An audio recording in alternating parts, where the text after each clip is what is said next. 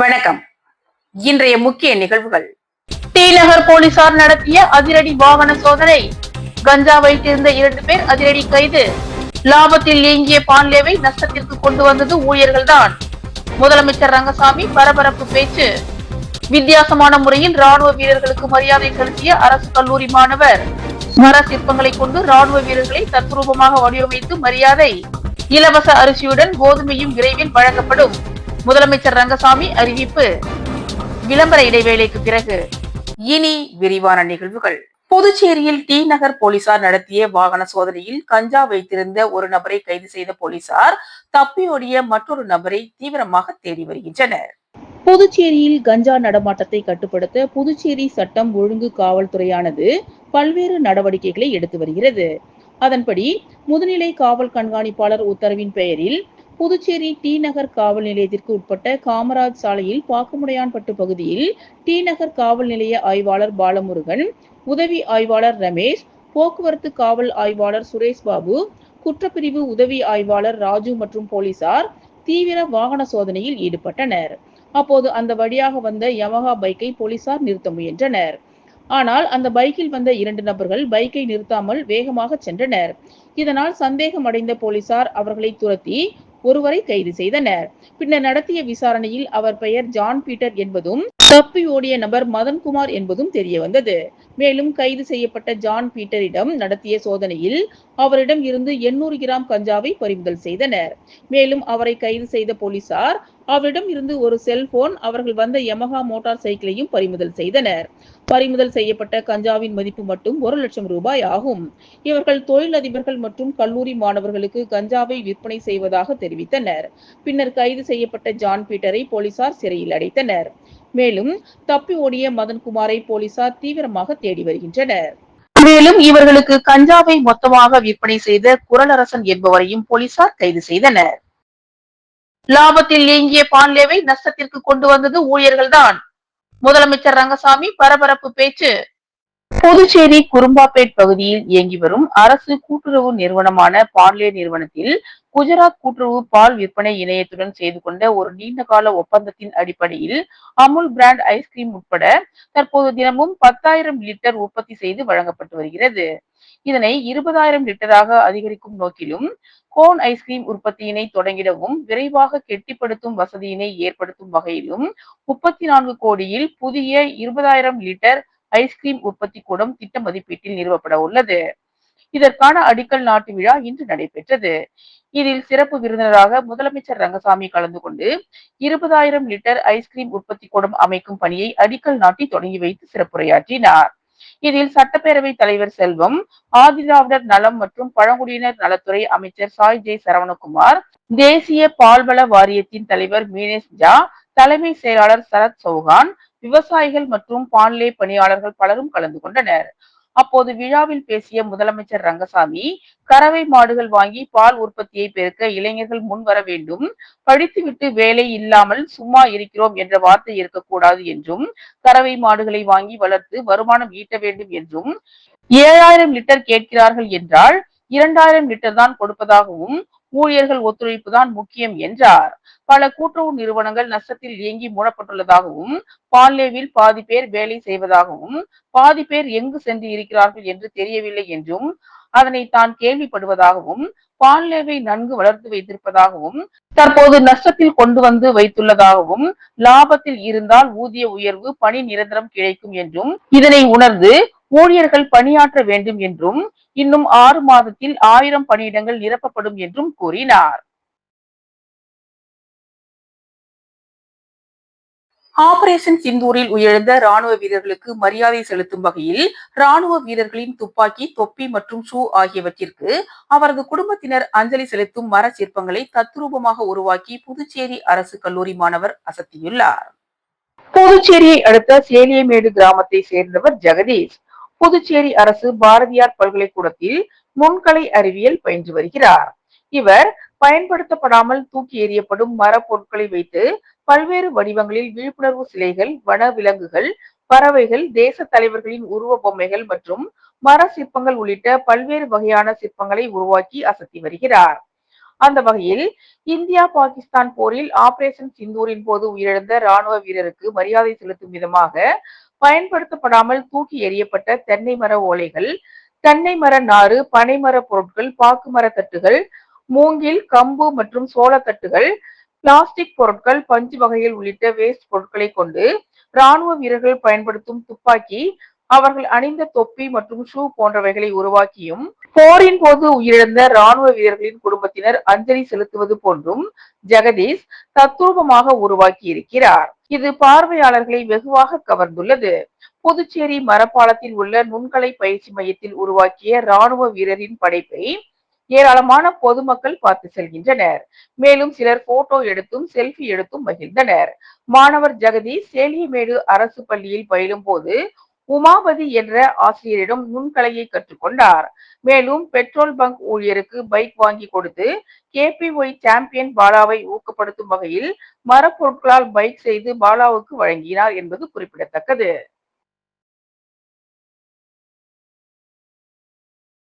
வில்லியனூர் அருகே பெரம்பை கிராமத்தில் எழுந்தருளியுள்ள ஏழை மாரியம்மன் ஆலய மஞ்சள் நீராட்டு விழாவில் திரளான பக்தர்கள் கலந்து கொண்டு சுவாமி தரிசனம் செய்தனர். விழுப்புரம் மாவட்டம் வானூர் வட்டம் வில்லியனூர் அருகே உள்ள தமிழக பகுதியான பெரம்பை கிராமத்தில் திருக்கோவில் கொண்டு எழுந்தருளியிருக்கும் அருள்மிகு ஸ்ரீ ஏழை மாரியம்மன் ஆலயத்தில் கடந்த 19ஆம் தேதி முதல் திருவிழா நடைபெற்று வருகிறது.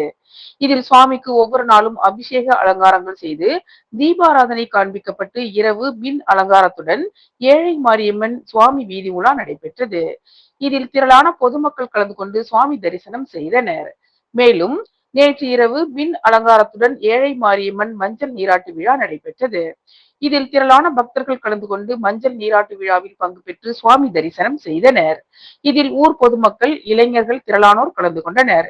மேலும் வீடுதோறும் சுவாமிக்கு படையிலிடப்பட்டு தீபாராதனை காண்பிக்கப்பட்டது. இரவு பன்ருட்டி குமாரபுரம் பகுதியை சேர்ந்த விக்னேஷ் நாடக ஆசிரியர்களின் தெருக்கூத்து நாடகம் நடைபெற்றது.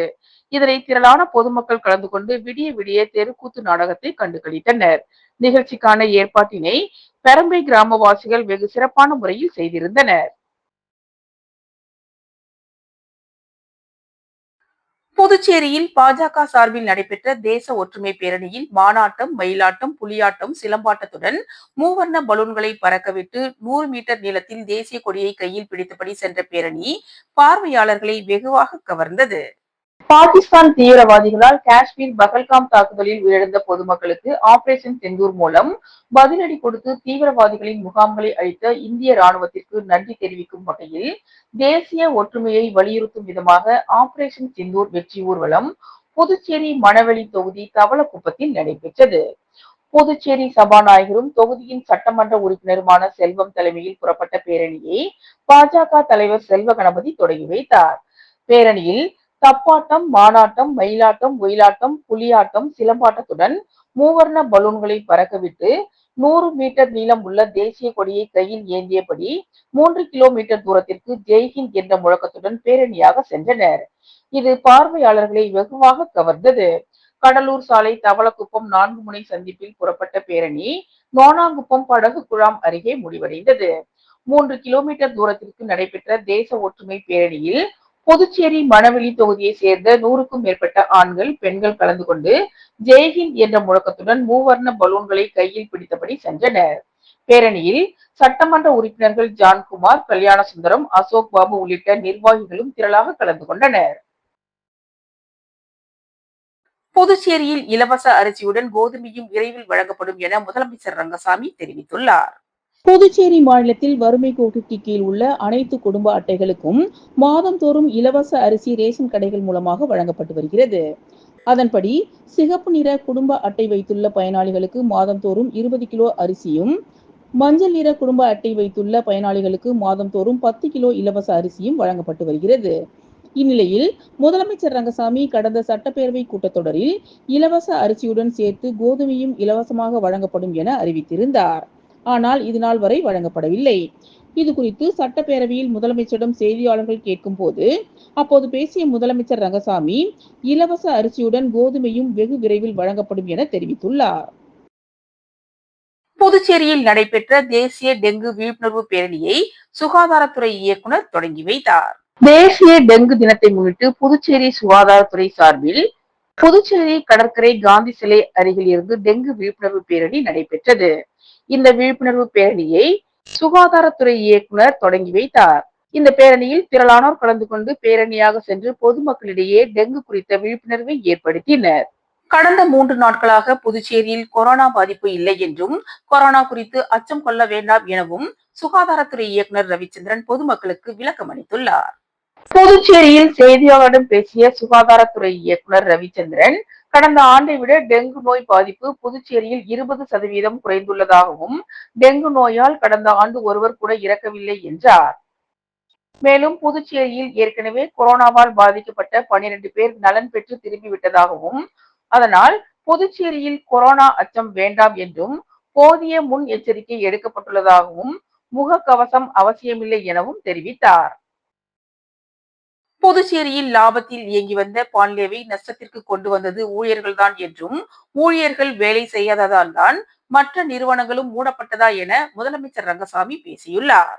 புதுச்சேரி 108 ஆம்புலன்ஸ் ஓட்டுநர்கள் சங்கத்தின் சார்பாக மிஷன் டைரக்டர் அவர்களை பாட்டாளி தொழிற்சங்க ஜெயபால் தலைமையில் ஊழியர்கள் சந்தித்து பேசினர். அப்போது 3 மாதம் ஊழியர்களுக்கு வழங்கப்பட வேண்டிய சம்பளத்தை உடனடியாக வழங்க வேண்டும், NRHM ஊழியர்களுக்கு வழங்குவது போல 108 ஆம்புலன்ஸ் ஓட்டுநர்களுக்கு சம்பளம் வழங்க வேண்டும் என கூறினர். அவர்களும் 3 மாத சம்பளத்தை வழங்குவதற்கான கோப்புகள் தயார் செய்து அரசிற்கு அனுப்பி வைத்திருப்பதாகவும், உடனடியாக உங்களுக்கு கிடைப்பதற்கான வாய்ப்புகளை உருவாக்கி தருகிறோம் என்றும் தொழிற்சங்க பிரதிநிதிகளிடம் எடுத்துரைத்தனர். மேலும் 10 ஆண்டுகளுக்கு மேல் பணி முடித்து இருக்கின்ற ஓட்டுநர்களை பணி நிரந்தரம் செய்ய வேண்டும் எனவும் கோரிக்கை வைத்தனர். இந்த பேச்சுவார்த்தையின் போது தொழிற்சங்க தலைவர் புருஷோத்தமன், செயலாளர் பிரபாகரன், பாபு, ஐயனார், பெரியசாமி, லூர்து, வெங்கடேசன், முனுசாமி மற்றும் ஊழியர்கள் கலந்து கொண்டனர். சபரி ராயலு நாயக்கர் அரசு பெண்கள் உயர்நிலைப் பள்ளியில் 9ஆம் வகுப்பு முடித்து 10ஆம் வகுப்பு பயில இருக்கும் மாணவிகளுக்கு புதுச்சேரி அரசு கல்வித்துறை மூலம் வழங்கப்படும் விலையில்லா மிதிவண்டிகளை உருளையன்பேட்டை தொகுதியின் சட்டமன்ற உறுப்பினர் நேரு வழங்கினார். புதுச்சேரி உருளையன்பேட்டை தொகுதிக்கு உட்பட்ட சபரி ராயலு நாயக்கர் அரசு பெண்கள் உயர்நிலைப் பள்ளியில் 9ஆம் வகுப்பு முடித்து 10ஆம் வகுப்பில் பயில இருக்கும் மாணவ மாணவிகளுக்கு புதுச்சேரி அரசு கல்வித்துறை மூலம் வழங்கப்படும் விலையில்லா மிதிவண்டி வழங்கும் நிகழ்ச்சி நடைபெற்றது. இதில் உருளையன்பேட்டை தொகுதியின் சட்டமன்ற உறுப்பினரும் புதுச்சேரி மாநில மனிதநேய மக்கள் சேவை இயக்க நிறுவன தலைவருமான நேரு என்கிற குப்புசாமி கலந்து கொண்டு மிதிவண்டிகளை மாணவிகளுக்கு வழங்கினார். மேலும் மிதிவண்டிகள் வழங்கும் நிகழ்ச்சியின் போது பள்ளி தலைமை ஆசிரியர் நிலை 1 தமிழரசி, தலைமை ஆசிரியர் நிலை 2 கீதா மற்றும் பள்ளி ஆசிரியர்கள், அந்த பகுதியை சேர்ந்த மனிதநேய மக்கள் சேவை இயக்க பிரமுகர்கள் பலர் உடனிருந்தனர். இன்றைய நிகழ்வுகள் நிறைவடைந்தன. வணக்கம்.